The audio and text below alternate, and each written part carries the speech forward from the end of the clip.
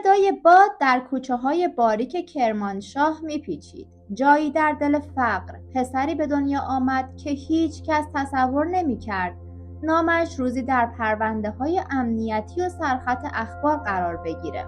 علی اشرف، پسر یک خانواده فقیر، از همان ابتدا با زندگی سر ناسازگاری داشت. نه فرصت تحصیلی درست، نه آرامشی در خانه، نه آینده‌ای روشن. از نوجوانی راننده ماشین‌های خطی بود. مسافر جابجا می‌کرد. سعی می‌کرد 2 ریال نون در بیاره. اما یک تصادف همه چیز رو تغییر داد. اون روز لعنتی وقتی پشت فرمون خوابش برد، با 2 دانش آموز تصادف کرد. یکی از اونها در جا مرد و دیگری به کما رفت. او رو نگرفتند. شنونده های عزیز، به کانال خودتون رد پای حقیقت، جایی که واقعیت از تخیل ترسناک‌تره، خوش آمدید. بریم سراغ یه داستان واقعی دیگه. داستان واقعی علی اشرف چیزی فراتر از یک مجرم عادیه. جوانی از کرمانشاه با گذشته تلخ که بعد از یک تصادف مرگبار مسیر زندگیش برای همیشه تغییر کرد. از دزدی‌های کوچیک در تهران تا فرار سینمایی با تونل از زندان. چیزی که فقط تو فیلم‌ها می‌بینید، علی اشرف تو واقعیت انجامش داد. توی این ویدیو داستانی باور نکردنی رو میشنوید. مردی که 3 سال شبانه روز با قاشق تونل کند تا فرار کنه. بارها دستگیر شد و باز هم فرار کرد تا جایی که الهام بخش ساخت سریال موفق وحشی شد. آیا علی اشرف فقط یک خلافکار بود یا قربانی جامعه‌ای که براش راهی جز خلاف نذاشت؟ اگه به داستان‌های واقعی، جنایی، معمایی علاقه‌مند هستید، حتما کانال رو سابسکرایب کن و زنگوله رو بزن. در کوچه پس کوچه‌های قدیمی کرمانشاه محله‌ای بود که بیشتر ساکنانش با فقر و بیکاری دست و پنجه نرم می‌کردند. خانه‌های کاهگلی، دیوارهای ترک خورده و مردمانی که زندگیشون بیشتر از همه با باید و نباید سر می‌کرد. در یکی از همین خانه‌ها در اوایل دهه 60 کودکی به دنیا آمد به نام علی اشرف. از همان ابتدا زندگی روی خوشش رو به اون نشون نداد. پدرش کارگر ساده‌ای بود که بیشتر وقتها بیکار بود. مادرش هم زنی بود که سعی داشت با کارهای خانگی شکم بچه‌ها رو سیر نگه داره. مدرسه برای علی اشرف جایی نبود که بشود در آن رویا ساخت. زنگ تفریح بیشتر برای دعوا بود و زنگ کلاس برای خوابیدن. هوش بالایی داشت اما هیچ وقت فرصتی برای بروز آن پیدا نکرد. نوجوانیش در خیابان گذشت، بین سبزی فروشی، گاری کشی و بعدتر رانندگی پیک و وانتبار. یه روز که پشت فرمون نشسته بود و میخواست 2 دانش آموز رو به مدرسه برسونه، حادثه‌ای رخ داد که زندگیش رو برای همیشه تغییر داد. خسته و خواب‌آلود پشت فرمون خوابش برد و ماشین با شدت به جدول درخت کنار خیابون برخورد کرد. یکی از دانش آموزا در جا فوت شد. اون یکی به کما رفت و چند روز بعد فوت کرد. او فرار نکرد، دستگیر هم نشد. علی اشرف ناچار به پرداخت دیه سنگین شد که زندگی اقتصادیش رو تحت تأثیر قرار داد. اواسط دهه 70 به تهران رفت و مدتی به کارگری و بنایی مشغول بود. اما به گفته خودش فقر و تنگ دستی باعث شد همراه چند نفر دیگه به سرقت روی بیاره. او نقشه‌کش خوبی بود. خیلی زود با باندهای آشنا شد که کارهای سنگین‌تری انجام میدادن. باهوش بود. میدونست کجا باید دست بکشه، کجا باید ریسک کنه. برای همین هم مدت زیادی گیر نیفتاد. اما در سال 1381 زمانی که به خاطر سرقت مسلحانه از یک خانه ویلایی در غرب تهران تعقیب میشد، پلیس او را شناسایی و دستگیر کرد. این اولین برخورد جدی او با سیستم قضایی بود. در همان پرونده با اعتراف یکی از همدستانش براش حکم سنگینی بریدند. اما علی اشرف برخلاف ظاهر آرامش آدمی نبود که تسلیم بشه. او به زندان افتاد، نه از آن زندانی هایی که در گوشه‌ای بشیند و منتظر سرنوشت باشه. از همون هفته اول شروع به بررسی محیط زندان ضعف‌های نگهبانی، برنامه‌های تردد و رفتار کارکنان کرد. همه چیز رو در ذهنش ثبت کرد. انگار زندان براش یک پازل بود، نه یک قفس. در نهایت بعد از حدود 1 سال با نقشه دقیق و کمک چند زندانی دیگه موفق شد از زندان فرار کنه. نحوه فرارش هیچ وقت به طور رسمی اعلام نشد، اما گفته میشه که با استفاده از ابزار ابتدایی میله‌های یک پنجره قدیمی رو بریدند و نیمه شب از اونجا خارج شدند. او دوباره به خیابون برگشت با هویتی جعلی و این بار با تجربه بیشتر. بعد از فرار موفق از زندان در اوایل دهه 80 علی اشرف به جای اینکه خودش رو پنهون کنه دقیقاً برخلاف انتظار همه دوباره وارد دنیای جرم و خلاف شد. اما این بار با اعتماد به نفس بیشتر، نقشه‌های دقیق‌تر و هویت جعلی. توی این دوره او تنها نبود. با چند نفر از خلافکارهای سابق که در زندان آشنا شده بود یک تیم کوچیک تشکیل داد. سرقت‌هایی که انجام میدادن دیگه سطح پایین نبودن. هدفشون طلا فروشی‌ها، خانه‌های پولدارها و گاو صندوق‌هایی بود که پلیس رو هم به دردسر مینداخت. علی اشرف حالا دیگه فقط یک سارق نبود. او یک فرمانده بود، یک مغز متفکر که میدونست چطور باید سیستم امنیتی رو دور بزنه. با استفاده از مدارک جعلی چندین بار محل زندگی عوض کرد، سیم کارت ها رو مدام تغییر میداد و از فضای مجازی به شکل بسیار محدودی استفاده میکرد تا ردی از خودش باقی نذاره. اما شانس همیشه با فراری ها یار نیست. در سال 1387 هنگام یک سرقت مسلحانه در یک خانه در نیاوران یکی از همدستان علی اشرف زخمی شد و دستگیر شد. با اطلاعاتی که از همان فرد گرفته شد علی اشرف شناسایی و دستگیر شد. این بار نه با هویت جعلی بلکه با نام واقعیش.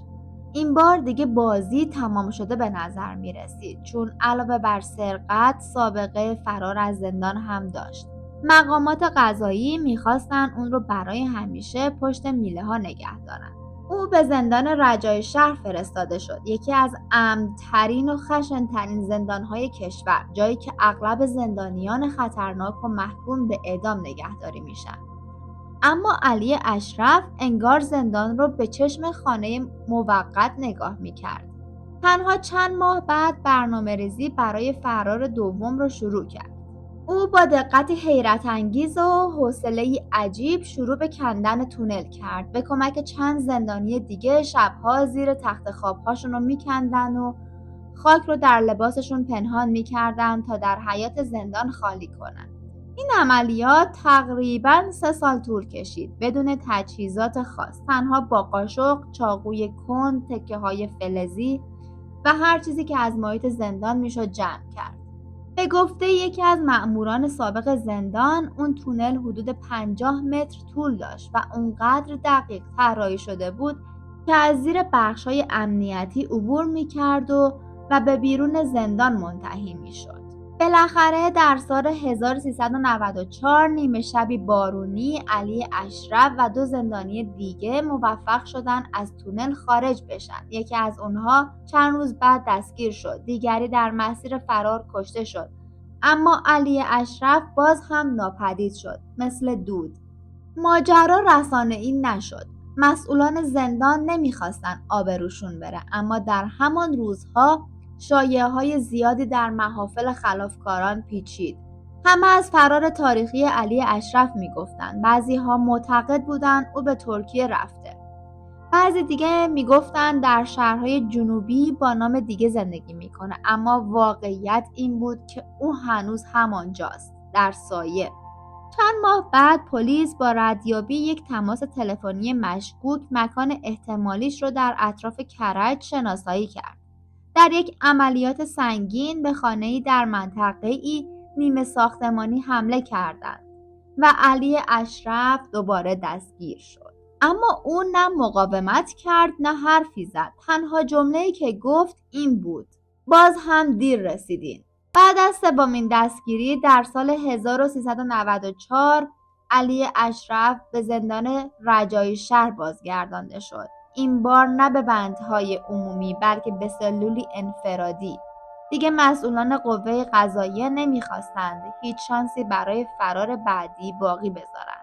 توی این دوره علی اشرف تبدیل به یک چهره نمادین بین مأمورین امنیتی و خلافکارا شده بود. بعضی‌ها در دنیای زیرزمینی او را اسطوره می‌دونستند. بعضی‌ها می‌گفتند اون فقط یک دیوونه فراریه که از قانون فرار می‌کنه چون چیزی برای از دست دادن نداره. بازجویی‌ها آغاز شد. از او درباره تونل هم دستاش و نقشه‌هایی که داشت سوال شد، اما علی اشرف همانطور که انتظار می‌رفت سکوت کرد. جزئیات خاصی نمیداد و وقتی مأموران امنیتی سعی کردند از طریق روانشناس به ذهنش نفوذ کنند، به این جمله بسنده کرد: من فقط یک راه داشتم، یا فرار یا پوسیدن. در همین سالها روانشناسان که پرونده او را بررسی می‌کردند معتقد بودند علی اشرف دچار نوعی اختلال شخصیت ضد اجتماعی یا همان سایکوپاتی بوده، اما با هوش بالا و توانایی تحلیل، طراحی و اجرای نقشه‌های دقیق برای او آدم‌ها یا دیوارها فرقی نداشتند. هر چیزی که جلوی راهش بود یا باید دور زده می‌شد یا نابود. در نهایت تصمیم بر این شد که علی اشرف را از رجایی شهر به یک زندان فوق امنیتی در یکی از اطراف تهران منتقل کنند. انتقالی که بدون اطلاع رسانه‌ها انجام شد، در نیمه شب با چندین ماشین حفاظتی همراه با تک‌تیرانداز، دوربین‌های هوشمند و مراقبت چند لایه. در سال 1402 به این سو علی اشرف در سلولی ویژه با نظارت 24 ساعته نگهداری میشه. سلولی که هیچ وسیله شخصی نداره. حتی آب رو هم با نظارت مینوشه. دیگه کسی به اون نزدیک نمیشد جز نگهبان‌های مخصوص که هویتشون حتی برای مسئولان دیگر هم ناشناسه. در سال 1401 وقتی یک نویسنده جوان به نام پیمان عباسی روی پرونده‌های جنایی کار میکرد، به پرونده علی اشرف برخورد. اون چیزی که خوند او رو شوکه کرد. یک مرد با سابقه چند فرار پیچیده، سالها زندگی در سایه، ساختن تونل، دستبردهای حرفه‌ای و روانی متلاطم. او ایده این داستان رو با هومن سیدی مطرح کرد. کارگردانی که همیشه دنبال کاراکترهای چند لایه، تاریک و انسانی بوده. نتیجه شد سریالی به نام سریال وحشی که در اون جواد عزتی نقش مردی رو بازی میکنه که شباهت‌های فراوانی با علی اشرف داره. گذشته سخت، ذهن خلاق، خشم فروخورده و فرارهای دیوانه‌وار. البته در سریال وحشی برخی عناصر تخیلی و دراماتیک اضافه شدن، اما هسته اصلی داستان زندگی همین مرد است. علی اشرف، مردی که قفل براش شوخی بود و دیوار یک مسیر موقت. سالها از آخرین فرار علی اشرف میگذره. حالا او در سلولی ساکت بدون تماس انسانی، بدون پنجره، بدون آینده نگهداری میشه، اما بیرون از اون دیوارهای ضخیم اسمش هنوز زمزمه میشه. در قهوه خونه ها، در جلسات پلیس، در ذهن کارگرها و در دل مردم عادی که بین خشم و تحسین گیر کردن. سوالی که ذهن همه رو مشغول کرده اینه: علی اشرف واقعاً کی بود؟ تحلیلگرهای جرمشناسی که پرونده هاشو مطالعه کردن، علی اشرف رو یک نمونه نادر از شخصیت میدونن که ترکیب چند عامل باعث ساخته شدنش هست. کودکی محروم بدون حمایت خانوادگی، شوک روانی از مرگ خانواده در تصادف، هوش بالا و خلاقیت در طراحی نقشه‌ها، شخصیت ضد اجتماعی که مرزهای قانون و اخلاق براش معنایی نداشت. دکتر حسینی، روانپزشکی که یک بار فرصت بررسی غیر مستقیم پرونده او را داشت، گفته بود علی اشرف اگه توی یک کشور دیگه با شرایط دیگه به دنیا می اومد، شاید الان مهندس تونل سازی بود، نه مجرم فراری. اما واقعیت اینه که علی اشرف توی یک جغرافیای غلط با زمانبندی اشتباه و شرایطی ناگوار بزرگ شد. هر قدمی که برداشت یه واکنش بود، واکنشی به بی‌عدالتی، فقر، بی‌پناهی و ساختاری که هیچ وقت بهش فرصت نداد. اگه به رسانه‌ها نگاه کنیم، علی اشرف یک خلافکار حرفه‌ای، خطرناک و قانون‌گریزه. اما اگه کمی عمیق‌تر بشیم، میفهمیم اون فقط محصولیه از یک جامعه‌ای که فرصت نمیده. کسی که تونست از دل تاریکی روش خودشو بسازه، حتی اگه اون راه قانونی نباشه. وقتی یک انسان راهی برای زندگی عادی نداره، تنها چیزی که براش میمونه فراره. نه فقط از زندان، بلکه از واقعیتی که همیشه علیهش بوده. بعد از پخش سریال وحشی، خیلی‌ها تازه فهمیدن پشت اون کاراکتر مرموز یه آدم واقعی بوده، کسی که نفس میکشیده، با درد زندگی میکرده، با دستهای خودش تونل زده و بارها از مرگ گریخته. در شبکه‌های اجتماعی علی اشرف تبدیل به یک نماد شده. نماد مردی که با همه محدودیت‌ها جنگید. بعضی‌ها براش لقب پادشاه فرار گذاشتن. بعضی‌ها میگن اون آخرین یاغی واقعی بوده. اما آیا این اسطوره‌سازی‌ها درسته؟ آیا تبدیل کردن یک مجرم به قهرمان چیز خوبیه؟ تا امروز علی اشرف هنوز زنده است. هنوز پروندهش بازه. هنوز شاید در ذهنش نقشه‌هایی داره، اما دیگه نه تونلی مونده، نه دیواری برای سوراخ کردن، نه راه فراری. اون حالا فقط با خودش تنهاست، با ذهن پیچیده، با خاطرات گذشته، با جهانی که هیچ وقت جاش توش نبود. و شاید این تلخ‌ترین بخش ماجراست. علی اشرف کی بود؟ یک خلافکار، یک نابغه، یا فقط یک بچه تنها که هیچ کس باورش نکرد؟ اما از این داستان چی یاد میگیریم؟ شاید مهمترین درس اینه که بعضی وقتها جامعه‌ای که نتونه عدالت بده، هیولاهایی میسازه که خودش توان کنترلشون رو نداره. و این بود بخشی از زندگی پیچیده و تیره علی اشرف. مردی که سرنوشتش نه تنها زندگی خودش، بلکه زندگی اطرافیانش را هم برای همیشه تغییر داد. اما سوالی که هنوز بی پاسخ مونده اینه که در دل این همه جنون و درد، آیا جای امیدی هم باقی مونده؟ شاید زندگی علی اشرف پایان یک داستان نباشه، بلکه شروعی باشه برای درک بهتر انسان‌هایی که در تاریکی‌ها گم شدن. نظرت رو حتما برام کامنت کن. ما همیشه دنبال ردپای حقیقتیم، پس اگه تو هم دنبال حقیقت‌های این کانال رو ببین تا یک داستان دیگه. بدرود.